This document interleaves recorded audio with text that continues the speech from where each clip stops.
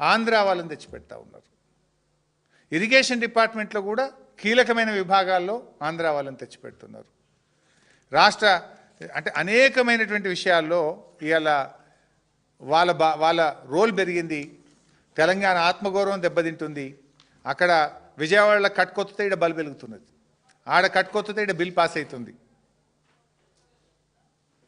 ఇది తెలంగాణ ఉద్యమకారులకు, తెలంగాణ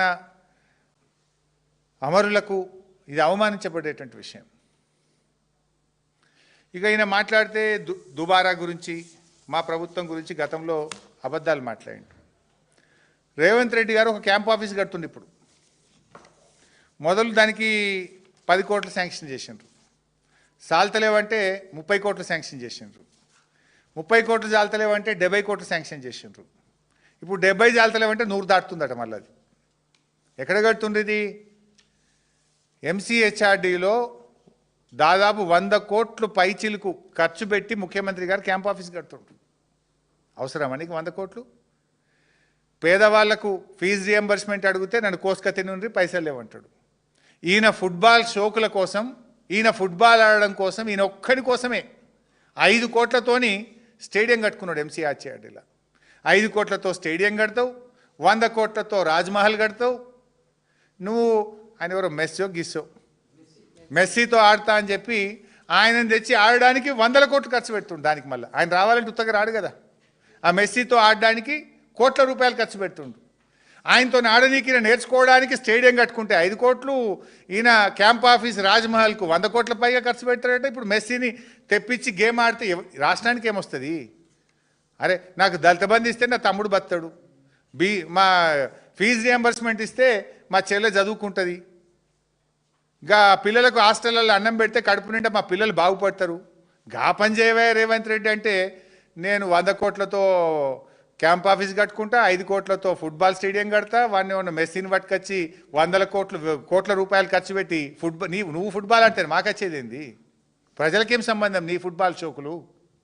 నువ్వు మెస్సీతో ఫోటో దిగుతేంది, షేక్ హ్యాండ్ ఇస్తేంది, నువ్వు ఫుట్బాల్ ఆడితేంది, ఇంకేం చేస్తే మాకెందుకు? ప్రజలకు ఇచ్చిన హామీలు అమలు చేయి. 6 గ్యారంటీలు ఎప్పుడు అమలు చేస్తావో చెప్పు.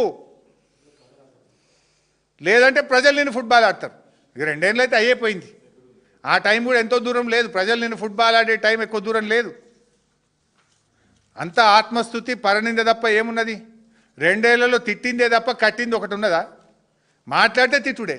ఆడ పోయి మొన్న కూడా తిట్టిండు నాగార్జున సాగర్ దగ్గర నల్గొండల దేవరకొండల. తిట్టుడే తప్ప నువ్వు కట్టిందేమున్నదే? కూలగొట్టుడు తప్ప, ఎస్ఎల్బీసీ కూలగొట్టుడు తప్ప నువ్వు కట్టిందేమున్నది?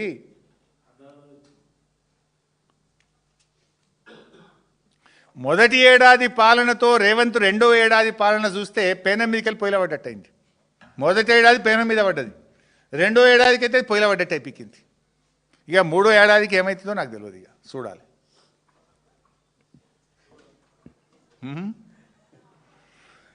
ఇక అదేందో పెట్టిండు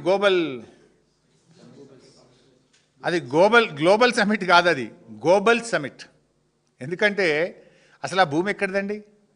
ఆ 13,000 ఎకరాలు బీఆర్ఎస్ ప్రభుత్వము ఒక ఫార్మా హబ్గా తెలంగాణను అభివృద్ధి చేయాలి, లక్షలాది మంది తెలంగాణ బిడ్డలకు ఉద్యోగాలు రావాలని, రాష్ట్ర ప్రభుత్వ ఆదాయం పెరగాలని, ఈ రాష్ట్రం యొక్క గౌరవాన్ని ప్రపంచ పటంలో నిలబెట్టాలని కేసీఆర్ గారు 5 ఏళ్ళు కష్టపడి చేసింది. నువ్వేం చేస్తున్నావు? దాన్ని ఇవాళ నీ అనుయాయులకు, నీ కమిషన్లకు పప్పు బెల్లాలు పంచిపెట్టినట్టు ఇష్టం ఉన్నట్టు పంచిపెడుతున్నావు. నువ్వు ఎక్వైర్ చేసినావు ఆ భూమి. ఆ భూమి అక్విజేషన్లో నీది ఒక చెమట చుక్కు ఉన్నదా? నీ ఆలోచన ఉన్నదా? ఆ భూమిలో గ్లోబల్ సమిట్ పెట్టి అన్ని గ్లోబల్స్ మాటలు మాట్లాడే ప్రయత్నం చేస్తున్నావు. దావోస్లో ఏమైంది తెలియదా? డొల్లా కంపెనీలతో అగ్రిమెంట్లు చేసుకున్నావు. ఇవాళ ఒక్కటి వచ్చింది లేదు, ఒక ఉద్యోగం వచ్చింది లేదు. దావోస్దంతా కూడా ఏమైంది అనేది తెలుసు. సరే, నీ 2047 డాక్యుమెంట్ ఏంది? అవన్నీ ఇంకొన్ని, అది సింపుల్గా చెప్పాలంటే చిత్తశుద్ధి లేని శివ పూజ లాంటిది నీ 2047 విజన్ డాక్యుమెంట్. దాని మీద మళ్ళీ ఇంకో రోజు 2047 డాక్యుమెంట్ మీద మాట్లాడతాం, నీ గ్లోబల్ సమ్మిట్ గురించి కూడా మాట్లాడతాం, అన్ని గురించి కూడా మాట్లాడతాం. ఎందుకంటే నువ్వు మనుషులనే కాదు, రాష్ట్ర ప్రజలనే కాదు, దేవుళ్ళను కూడా మోసం చేసినావు.